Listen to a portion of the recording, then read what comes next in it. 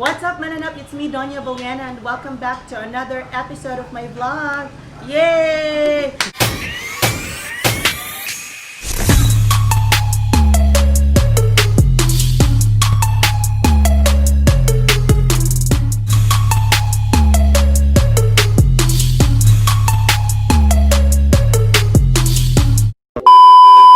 And for today's episode, I am currently at Noakan, there is sa Ozamis, in Aguada Recto. So of course, before tapo proceed sa main video gid nato karon no. Ato lang sa tagaan og gigayon nga mag-promote ko sa ako ang previous vlog. Ngadto day mi og Bawbawon Island last week with my YouTuber friends. So what we did, nangaligo mi.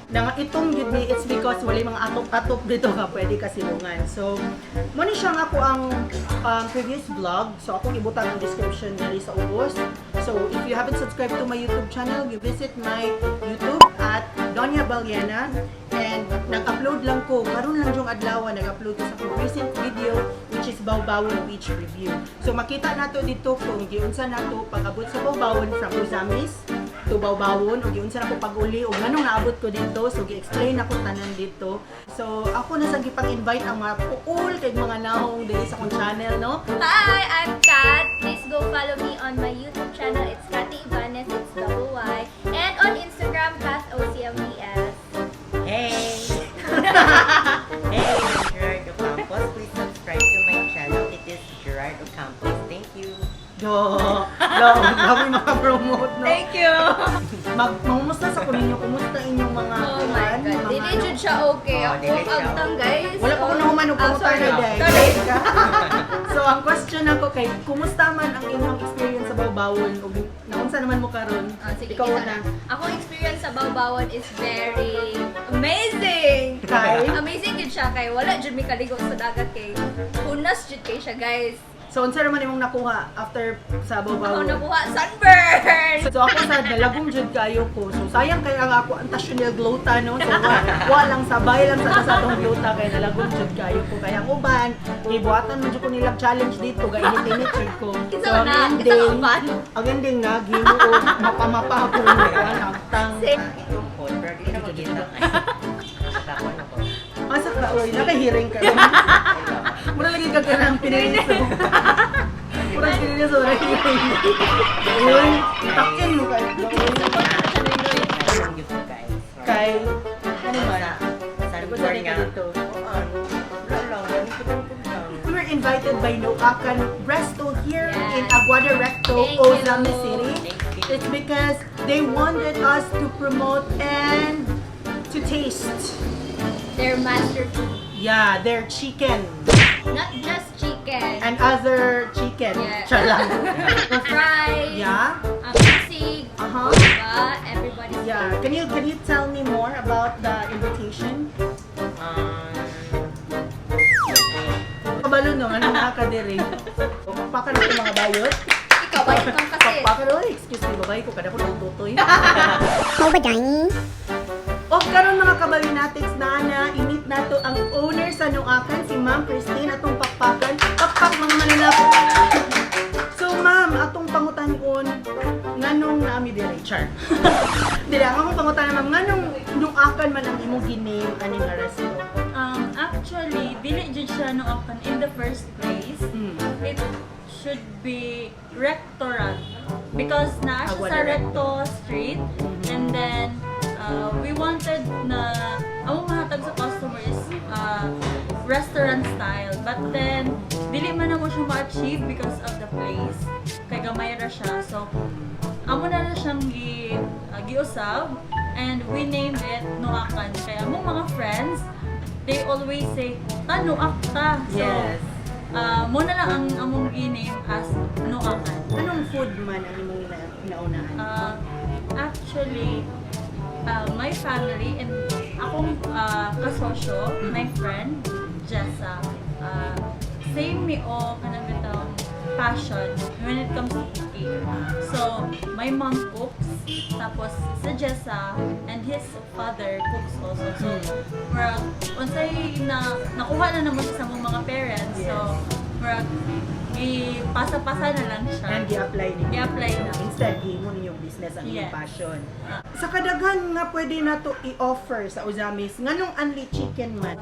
Basing sa mga entrepreneurs there sa Ozamis, we really wanted na only chicken since kami mismo as owners, we want to eat like chicken, Yes. mga only wings. So, isa na sa mong pinaka main or focus na mo nga gusto nga gusto na mo nga mga cravings na mo as owners mo sa among ihatag I-offer sa mga public. customers. Yes. We should try sa a different way on how they prepare the chicken sa, di ba?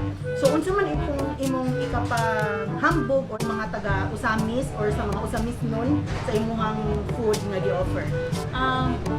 Well, hi Ozamisnans. Our food here in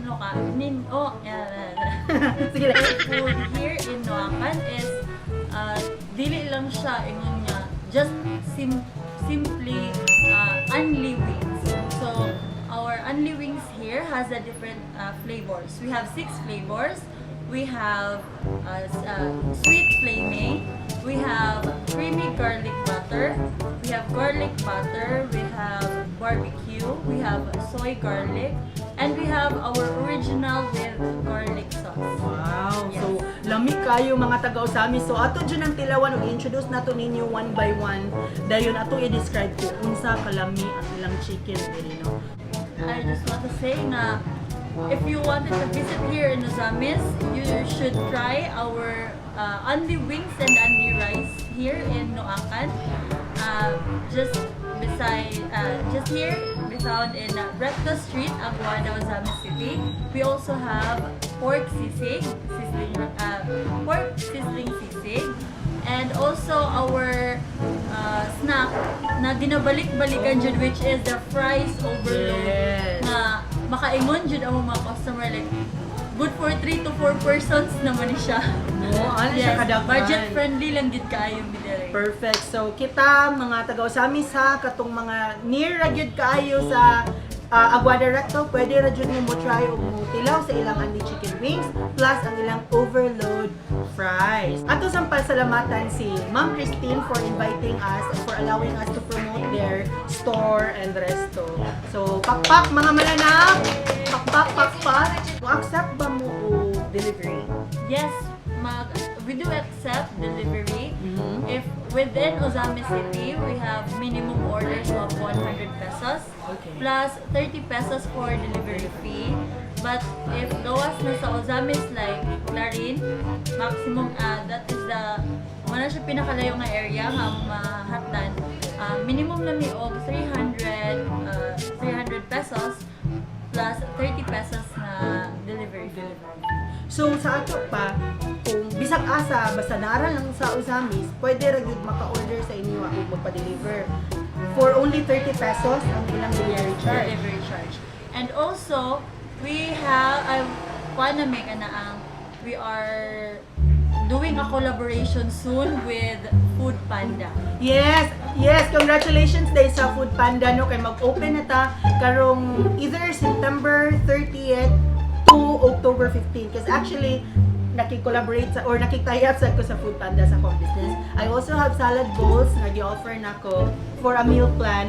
So that's why we're very happy. And then on their grand opening, of course, I am invited as one of their ambassadors or influencer to help them open their store here in Ozamis. So I guess maura to, thank you kaayo ma'am sa pagtubag sa akong mga questions. And hopefully guys ha, katong mga naa sa Ozamis, visit mo diri sa Aguada Recto here in Noacan. Pagitaan ninyo si Ma'am Christine kay maka-provide siya glami kay nga mga pagkaon. So karon na nga taga Ozamis, ato ang ipakita o introduce sa inyo ang ilang fries overload. So ingon ani kalami ang ilang fries overload no. Paggutom jud kayo siya, guys. Yes, lamig gyud kayo siya. Diba? Worth it. So this is Korean barbecue. Oh, okay. What else? Then, sweet flaming. Sweet flaming. Flaming. Okay. Ito, creamy garlic butter. Creamy garlic butter. Then, original with garlic. Original with garlic Original sauce. with garlic sauce. And And, of course, our all-time favorite, which is sisig. So, ipakita sa dito. Yaya. Wow. Kung sa kalami ang atong sisig din, no? Yeah.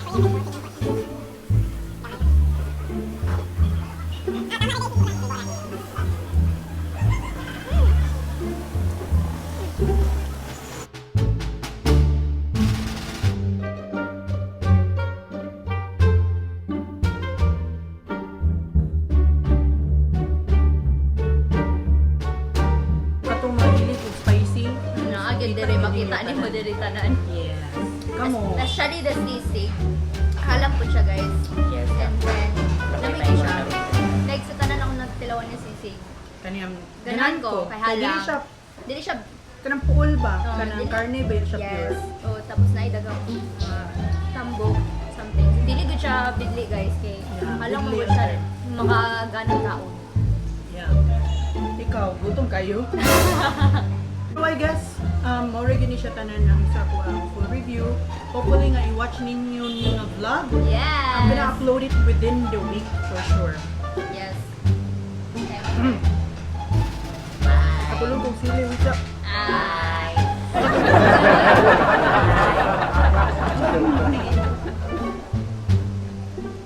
Once again, this has been Doña Valiana. And hopefully that you will subscribe to our YouTube channel. Yes.